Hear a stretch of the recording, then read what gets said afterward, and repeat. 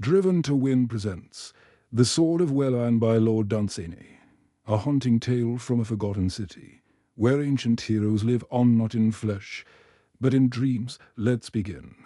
Where the great plain of Tarfet runs up, as the sea in estuaries, among the Ceresian mountains, there stood long since the city of Merimna, well nigh among the shadows of the crags. I have never seen a city in the world so beautiful as Merimna seemed to me when first I dreamed of.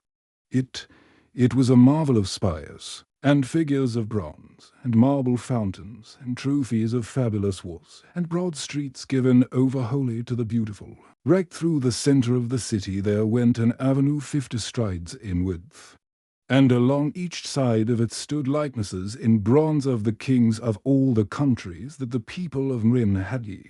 The known, at the end of that avenue was a colossal chariot with 3 bronze horses driven by the winged figure of Fame, and behind her in the chariot the huge form of Welleran, Merimna's ancient hero, standing with extended sword.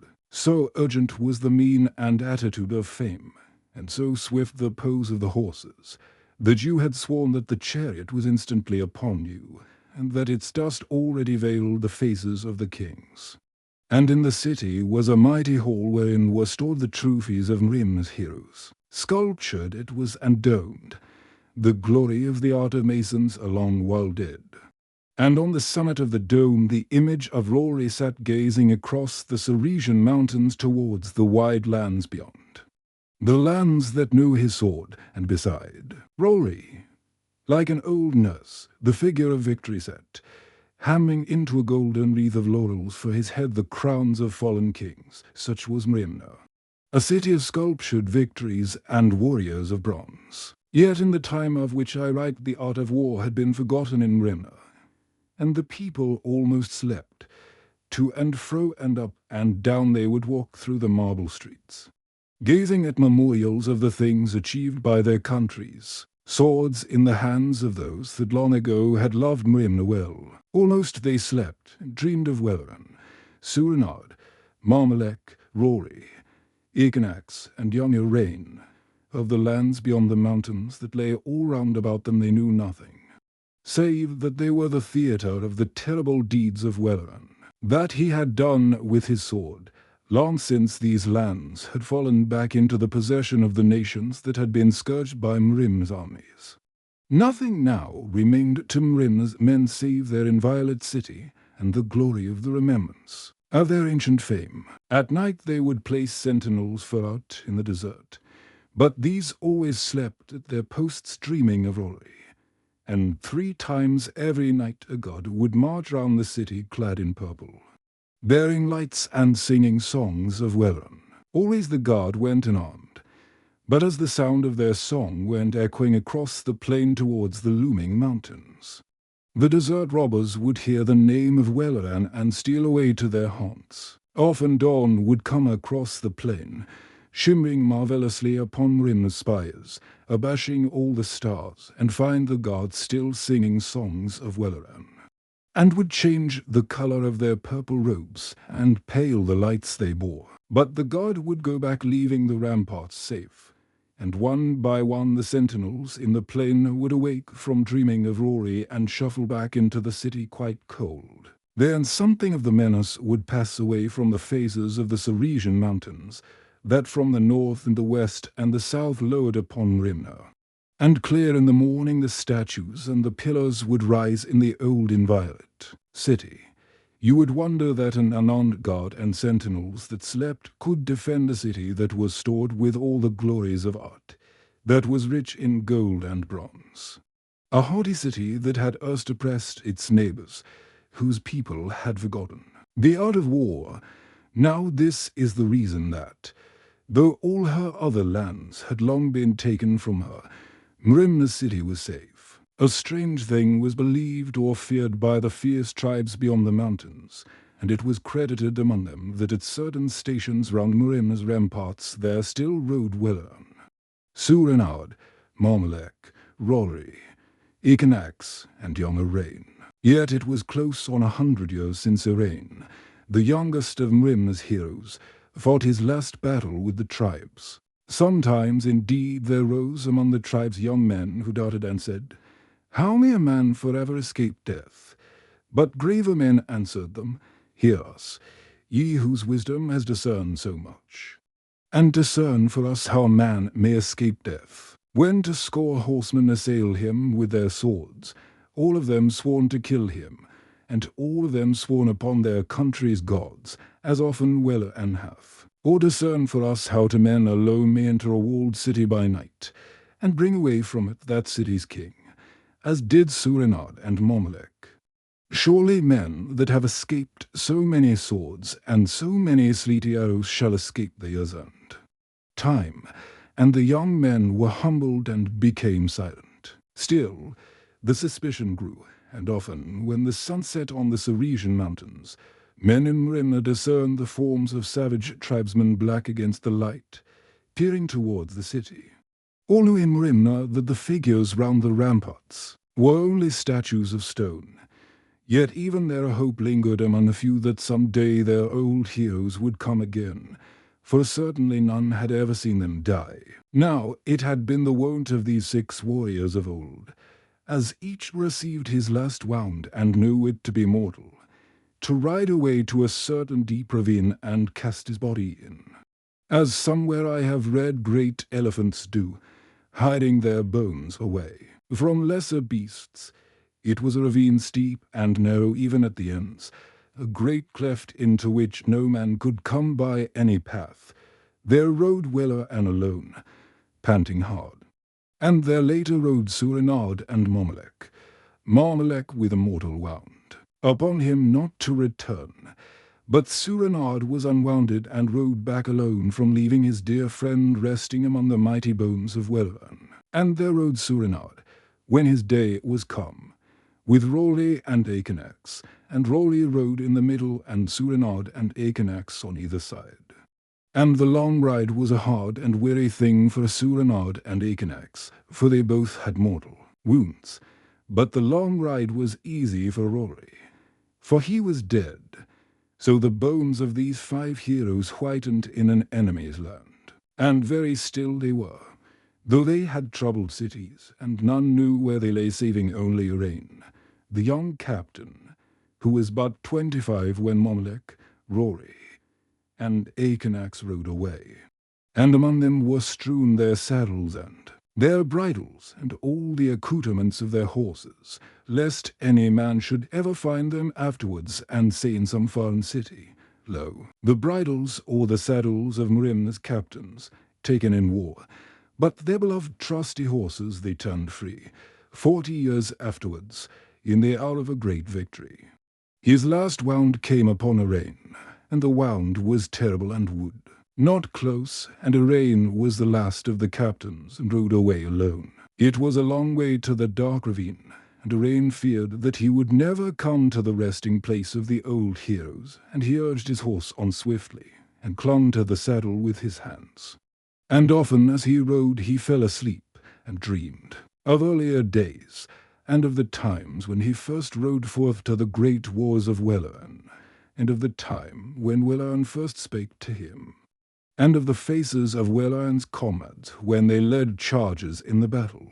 And ever as he awoke a great longing rose in his soul as it hovered on his body's brink, a longing to lie among the bones of the old heroes. At last, when he saw the dark ravine making a scar across the plain, the soul of Arain slipped out through his great wound and spread its wings, and pain departed from the poor hacked body, and, still urging his horse forward, Arain died. But the old true horse cantered on till suddenly he saw before him the dark ravine and put his 4 feet out on the very edge of it and stopped. Then the body of Arain came toppling forward over the right shoulder of the horse, and his bones mingle and rest as the years go by with the bones of Mrimna's heroes. Now there was a little boy in Mrimna named Rold. I saw him first, I, the dreamer, that sit before my fire asleep. I saw him first as his mother led him through the great hall where stand the trophies of Mrimna's heroes. He was 5 years old, and they stood before the great glass casket wherein lay the sword of Welleran. And his mother said, the Sword of Welleran. And Rold said, "What should a man do with the Sword of Welleran?" And his mother answered, "Men look at the sword and remember Welleran." And they went on and stood before the great red cloak of Welleran. And the child said, "Why did Welleran wear this great red cloak?" And his mother answered, "It was the way of Welleran. When Rold was a little older, he stole out of his mother's house quite in the middle of the night when all the world was still. And Merimna asleep dreaming of Welleran, Suranard, Marmalek, Rory, Ekenax, and young Irain. And he went down to the ramparts to hear the purple guard go by singing of Welleran. And the purple guard came by with lights, all singing in the stillness, and dark shapes out in the desert turned and fled, and Rold went back again to his mother's house with a great yearning towards the name of Welleran, such as men feel for very holy things. And in time Rold grew to know the pathway all round the ramparts, and the 6 equestrian statues that were there guarding Rim still. These statues were not like other statues. They were so cunningly wrought of many-coloured marbles that none might be quite sure until very close that they were not living men. There was a horse of dappled marble, the horse of Ekenax, the horse of Rory was of alabaster, pure white. His armour was wrought out of a stone that shone, and his horseman's cloak was made of a blue stone, very precious. He looked northwards, but the marble horse of Welleran was pure black, and there sat Welleran upon him looking solemnly westwards. His horse it was whose cold neck Rold most loved to stroke. And it was Welleran whom the watchers at sunset on the mountains the most clearly saw as they peered towards the city. And Rold loved the red nostrils of the great black horse and his rider's jasper cloak. Now beyond the Ceresians the suspicion grew that Merimna's heroes were dead.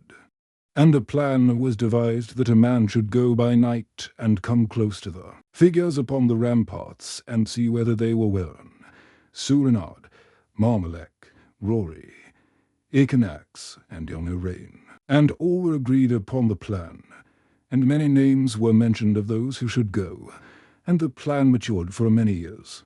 It was during these years that watchers clustered often at sunset upon the mountains, but came no nearer. Finally, that a plan was made, and it was decided that to men who had been by chance condemned to death should be given a pardon if they went down into the plain by night and discovered whether or not Merimna.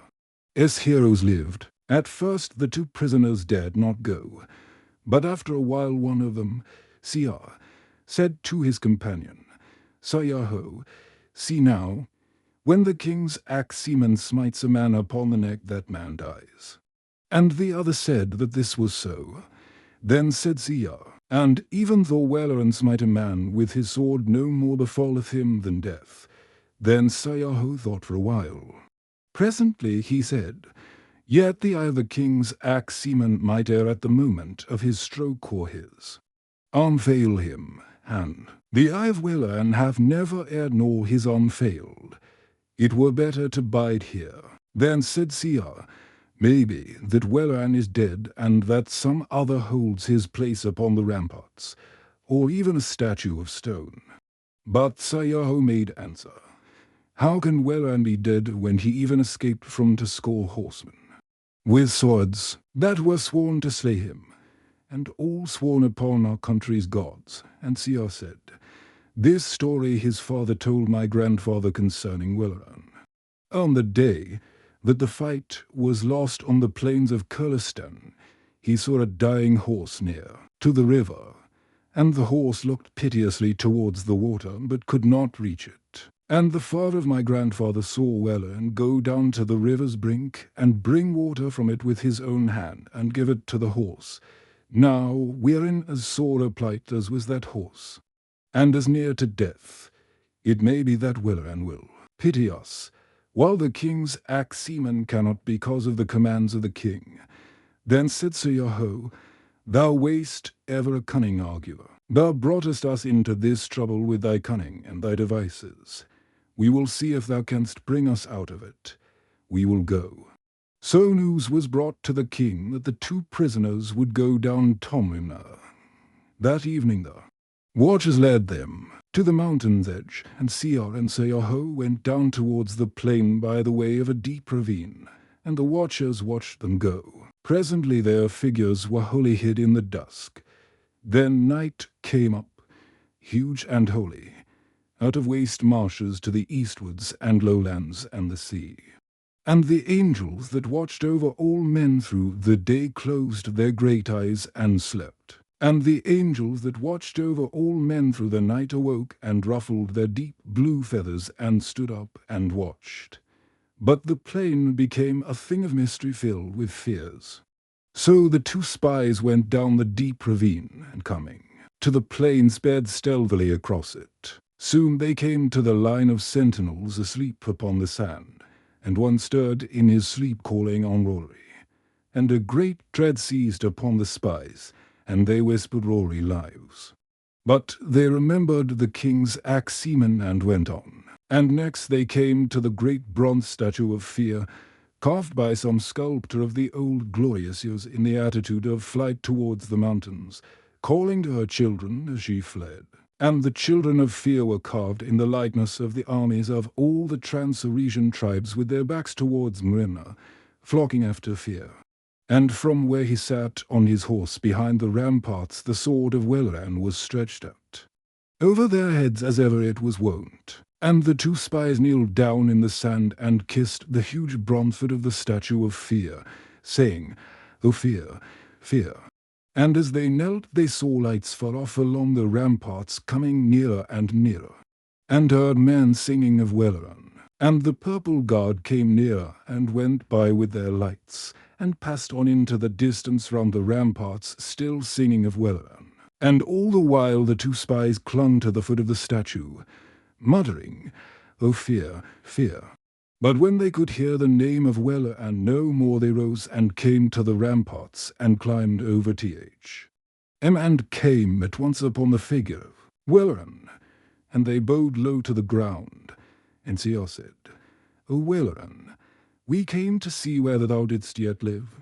And for a long while they waited with their faces to the earth. At last Siar looked up towards Welleran's terrible sword, and it was still stretched out pointing to the carved armies that followed after Fear.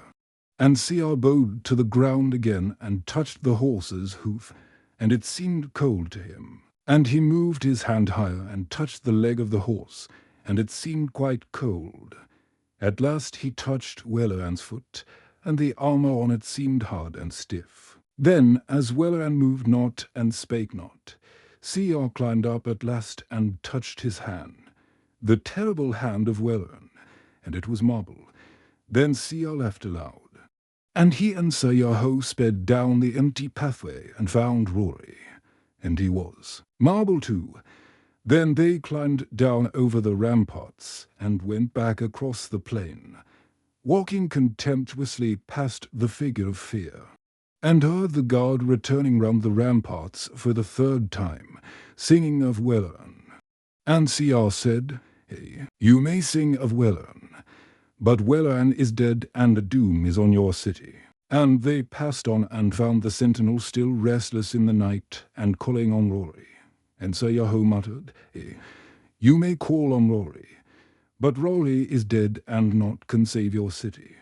And the two spies went back alive to their mountains again, and as they reached them the first ray of the sun came up red over the desert behind Mrina and lit Mrina's spires. It was the hour when the purple guard were wont to go back into the city with their tapers pale, and their robes a brighter colour, when the cold sentinels came shuffling in from dreaming in the desert. It was the hour when the desert robbers hid themselves away, going back to their mountain caves. It was the hour when gauze-winged insects are born that only live for a day. It was the hour when men die that are condemned to death, and in this hour a great peril, new and terrible, rose from Mrina, and Mrina knew it not. Then Siar turning said, "See how red the dawn is and how red the spires of Mrina. They are angry with Mrina and paradise, and they bode its doom." So the two spies went back and brought the news to their king. And for a few days the kings of those countries were gathering their armies together. And one evening the armies of 4 kings were massed together at the top of the deep ravine, all crouching below the summit waiting for the sun to set. All wore resolute and fearless faces, yet inwardly every man was praying to his gods, unto each one in turn. Then the sun set, and it was the hour when the bats and the dark creatures are abroad and the lions come down from their lairs, and the desert robbers go into the plains again, and fevers rise up winged and hot out of chill marshes. And it was the hour when safety leaves the thrones of kings, the hour when dynasties change. But in the desert the purple guard came swinging out of Merimna with their lights to sing of Welleran, and the sentinels lay down to sleep. Now into paradise no sorrow may ever come, but may only beat like rain against its crystal walls.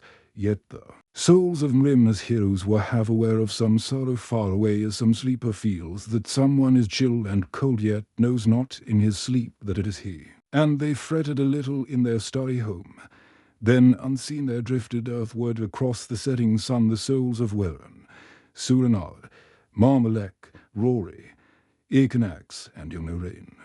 Already when they reached Merimna's ramparts it was just dark. Already the armies of the 4 kings had begun to move, jingling, down the deep ravine. But when the 6 warriors saw their city again, so little changed after so many years, they looked towards her with a longing that was nearer to tears than any that their souls had known before, crying to her, "O Merimna, our city, Merimna, our walled city, how beautiful thou art with all thy spires, Merimna. For thee we left the earth, its kingdoms and little flowers. For thee we have come away for a while from paradise.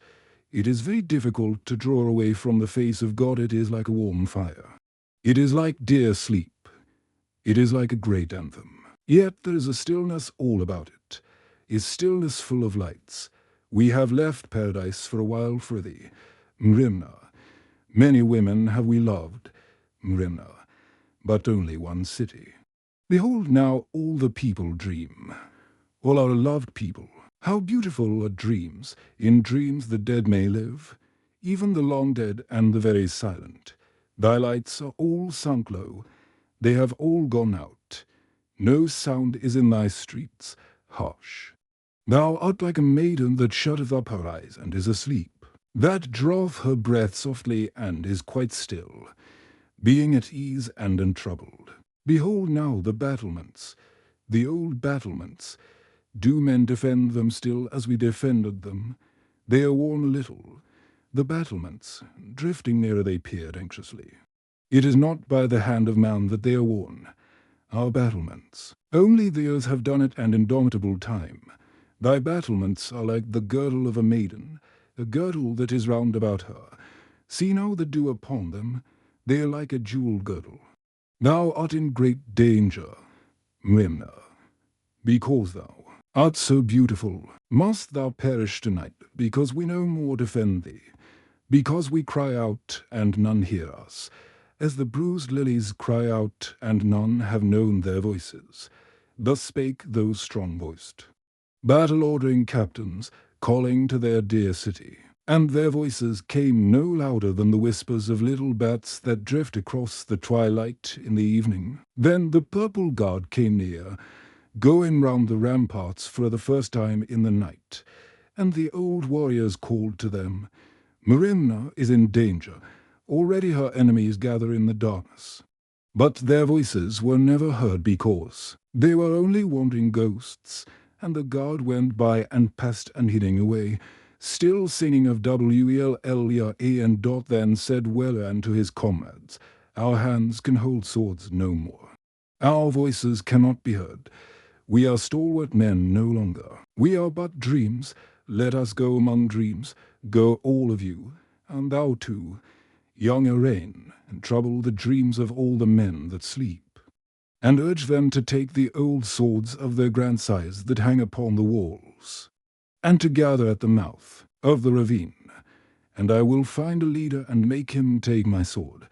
Then they passed up over the ramparts and into their dear city, and the wind blew about, this way and that, as he went. The soul of Welleran, who had upon his day withstood the charges of tempestuous armies, and the souls of his comrades, and with them young Arain, passed up into the city and troubled the dreams of every man who slept, and to every man the soul said in their dreams, "It is hot and still in the city. Go out now into the desert, into the cool under the mountains.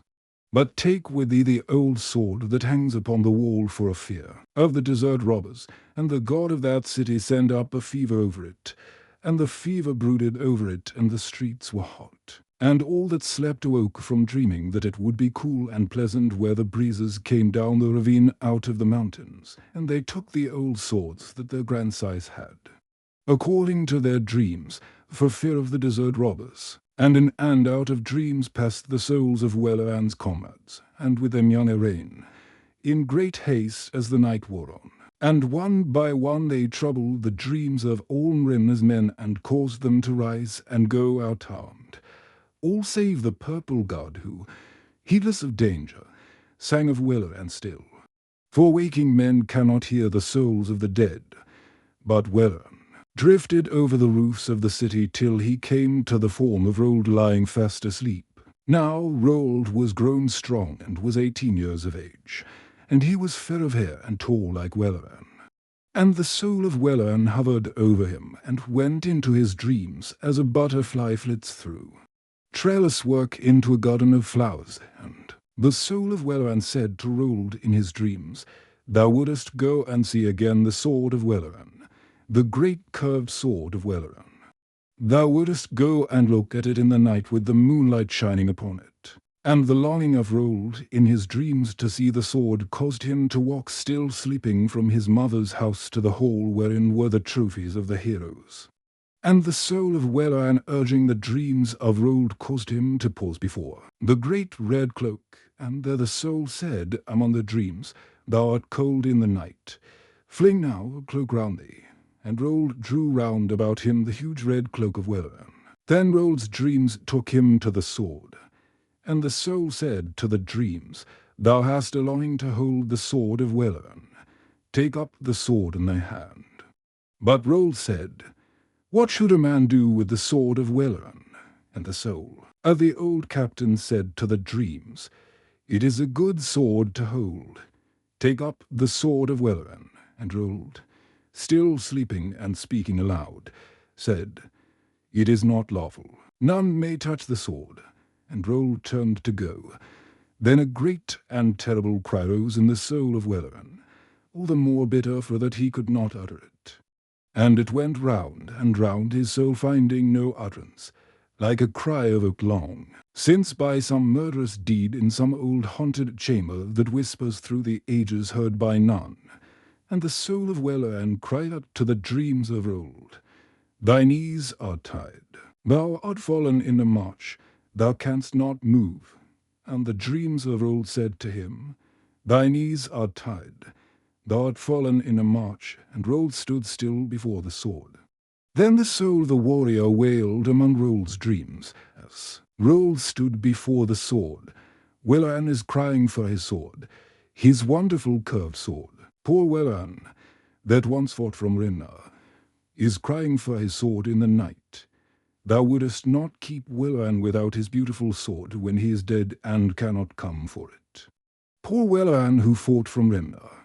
And Rold broke the glass casket with his hand and took the sword, the great curved sword of Welleran. And the soul of the warrior said among Rold's dreams, "Welleran is waiting in the deep ravine that runs into the mountains, crying for his sword." And Rold went down through the city and climbed over the ramparts, and walked with his eyes wide open but still sleeping over the desert to the mountains. Already a great multitude of Merimna's citizens were gathered in the desert before the deep ravine with old swords in their hands.